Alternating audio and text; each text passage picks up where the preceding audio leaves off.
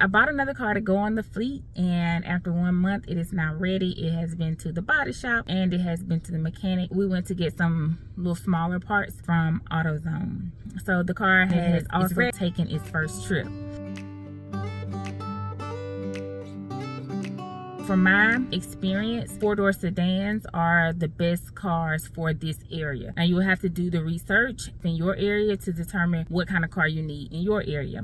So as of now, I have 5 four-door sedans on the fleet, and I am still selling off my Ford Edge. The guy's taking a little bit longer to make the payments, but we're almost done with that transaction. Now with the 5 cars that I have on the fleet, the goal is still to get to 7, because that will get me closer to a 6-figure year. We are in May, so may not get 6 figures now with 7 cars, but within a 12-month time span, that's definitely possible with 7 cars. As far as what works, you just really got to get the renters in to determine what type of renter you have, determine what type of car that they want to drive, and so on and so forth. Most people keep these sedans from anywhere from, the range is from 3 days to 90 days. Another topic that comes up a lot is cash car versus getting a car with the car note. I've been doing pretty good, but last week I made less than $75. The car note still came around, and I just paid it a week later with like an $8 late fee for the car note. Things like that need to be taken into consideration, and for me, cash cars work best. I don't rent out the cars myself.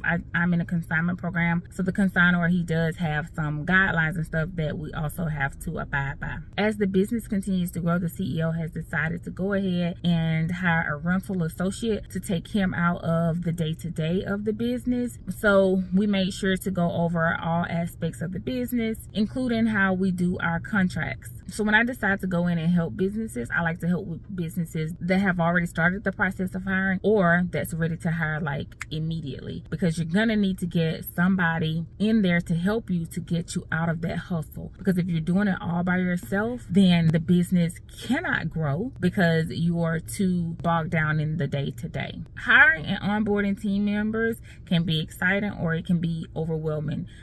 It just really depends on if the person you're hiring is going to be able to follow a system that's put in place. If they don't have a system, everybody's going to be flying by the seats of their pants. People are going to ask the same questions over and over again, and you're not going to make any leeway. Now, mistakes do happen. Let's just be real clear about this. When you onboard a new team member, that is going to be the period where you can have a lot of mistakes. And that's even with the system. Let's just be honest about that.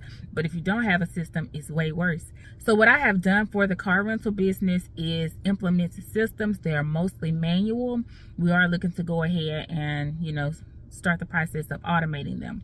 If you start from the gate automating your business and those systems haven't been fleshed out, you're basically gonna rocket fuel some chaos. You're just gonna go real fast in a chaotic manner instead of, in a manual manner.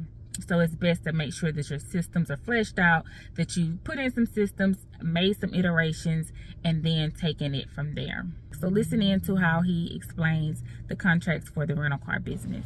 All right, so first thing we do is go over the contract with them before we receive any payments or anything. That way they agree to everything, and then they pay. So it's all right, Mr. Dildry, getting a Hyundai Elantra, getting it from the 14th to the 20th, so 7 days, go over the miles with them. So you get 150 miles per day.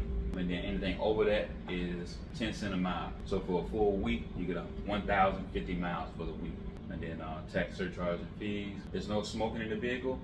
That's marijuana smoke or cigarette smoke. No pets also. If any smoking or pet hair seen or left in the vehicle, then we will forfeit your deposit. Any changes to the deposit need to be made by me. You are the only one available to drive the vehicle unless they're using their own insurance and the other person that's on the vehicle is on the insurance. And we have to verify that their insurance covers them in the rental. And they have to put the phone on speakerphone. And you have to hear the associate say, yes, it will transfer. So when they bring the car back, it needs to be clean or vacuumed out. If not, it will be a $25 cleaning fee. Return of the vehicle, they're the only ones that are able to return the vehicle. No friends or anything. Nobody else can return the vehicle that's not on the policy. Repossessing the vehicle, if we got to go get the vehicle from them, that's because we don't have any communication. Or if they're trying to keep the car without paying, then we're going with the authorities and get the car so it'll be a smooth transaction. and they're going to lose their deposit. Prohibited use of the vehicle, it's not a sports car. Fuel service charge, whatever. So like the Mercedes that we have, it uses mid-grade gas. So we would say what kind of gas it uses. And most auto cars are going to have full tanks when they go out. So then they have to be full when they come back. Property in the car or security deposit is $250.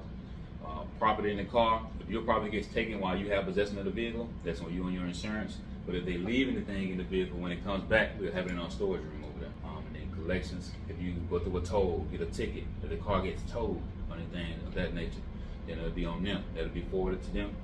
They'll be responsible for it. Then I really just ask them, do you have any questions?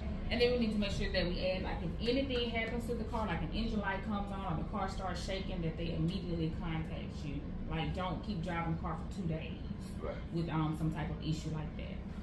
Also in that spiel, we want to add that be available for by phone if they want to extend. Otherwise, we're going to expect that they bring the car back on the day that they're scheduled to return. And then when you think about starting a business, you also have to remember what's really important to you. Some business owners like to, start the business, get out there working, trying to keep it all together, but they also like to celebrate milestones. Some of the milestones that people celebrate can be getting their first dollar, getting their first customer, making their first 10K, making their first 100,000. In this car rental business that I helped Jamal with, this week he hit that 100K total for the year, not net total.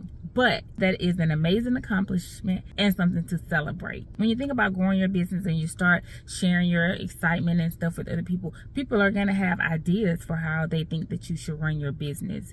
If they haven't achieved what you want to achieve, or if they haven't really gotten in and dug into the data and what you do on a day-to-day basis, think twice before you take that information, because you have to have a foundation of what's going on before you start making decisions for somebody else's business. You don't want to make decisions for your business based on opinions that people have without having any insight of what's really going on in your business. One thing that I wanted to get back into this year was physical activity, because from my viewpoint, what am I doing all this for?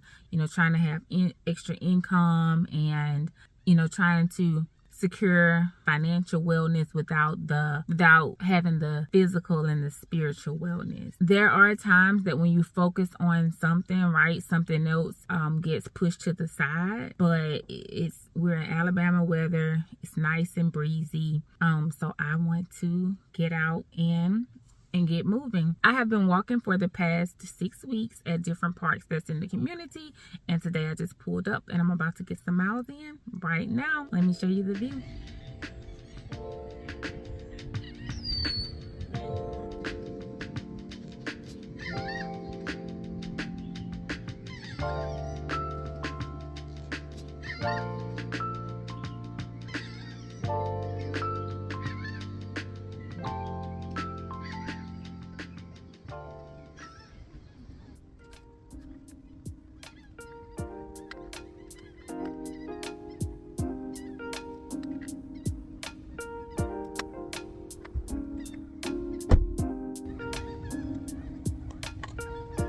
I hope that you're going to make some time to enjoy the beautiful weather, and I hope you're enjoying my take on business systems and additional income. That's all that I have for you this go round, and I will see you in the next one. Bye.